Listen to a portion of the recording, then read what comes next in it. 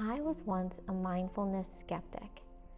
I simply didn't have the time or patience required for all that meditative fluff. But then a breast cancer diagnosis turned my world upside down, and I chose to listen to my body and finally make some needed changes. It's been a long journey, but I am learning every day to slow down and savor each and every moment. I am happier, healthier, and more resilient thanks to this simple practice, and I want to share that with you today. So, I'm taking you along on an ordinary day in my not so ordinary life. As a busy working mom, there's always plenty to do, but I've discovered tiny ways to weave mindfulness into the madness. My refuge is off in the kitchen, where I'll be making chicken soup with cinnamon sugar dumplings from scratch.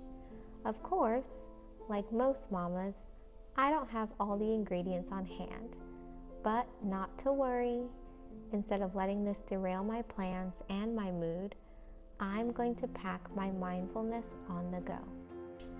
In today's rush, we all think too much, seek too much, want too much, and forget about the joy of just being.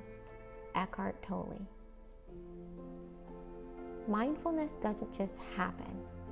I used to tell myself I didn't have time to do anything slowly, but now I use time management concepts and tools to help me be more focused and productive at work, so I can carve out time for mindful activities. I batch meetings and have protected space on my calendar for things I want to savor, like making a meal slowly. As I stroll through the grocery store this morning, I feel grateful to have a free morning to devote to this task. I'm not rushing. Instead, I thoughtfully consider each vegetable and ingredient I select, appreciating their colors and textures. Knowing that when my family comes home, a beautiful bowl of soup will be waiting for them, sets the tone for my day, and helps me feel less stressed and more proud. When you change the way you look at things, the things you look at change. Wayne Dyer. I'm a small girl, so cutting up tough vegetables is not my favorite thing to do. I've come a long way in shifting my perspective away from what I disliked towards what I appreciate about dicing and chopping. Now I'm focused on improving my knife skills, so taking the time to cut onions, carrots, and squash feel less like chores and more like training. I'm not anywhere close to being a master chef, but each cut feels like one tiny little step closer to my 10,000 hours. This is the power of mindfulness. It is teaching me to see the good not only in one area, but in all areas of my life. I'm having fun uncovering the value any activity, no matter how mundane, can bring to my life. To be able to look, to see, to hear, to touch, to smell, it's a kind of freedom. Helen Keller. This is one of my favorite ways to practice mindfulness.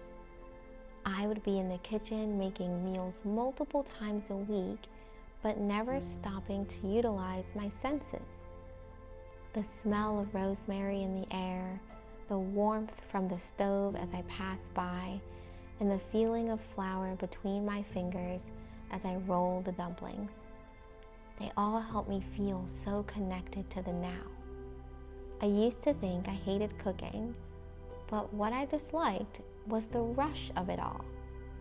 When I give myself time to slow down and savor the experience, the level of fulfillment I feel is so much more than I would have ever thought possible. And the best thing about it is that I can create that feeling right in the comfort of my own home.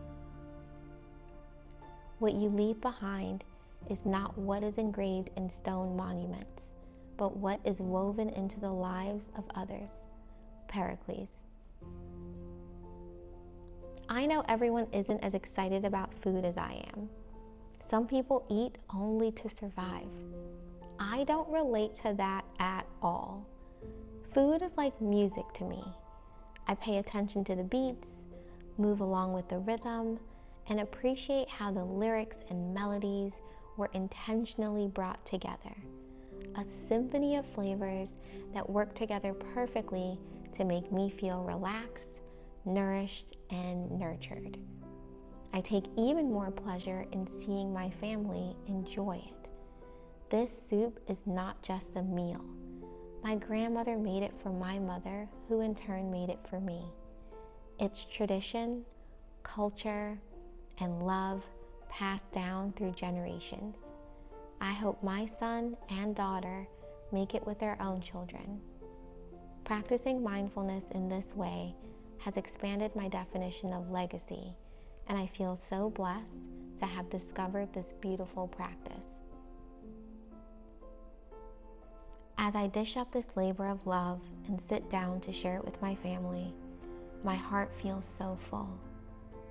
This soup nourishes our bodies, but also fills my soul. The simplest of activities can anchor us in the present when done with intention. Although life often feels messy and chaotic, purposeful mindfulness reminds me that beauty, gratitude, and meaning already reside here within each ordinary moment. I hope you feel inspired to infuse mindfulness into small pockets of your own days. Don't wait for the perfect conditions or extra time. Mindfulness can transform the most hurried or mundane experience if we simply open our hearts and minds to receive it.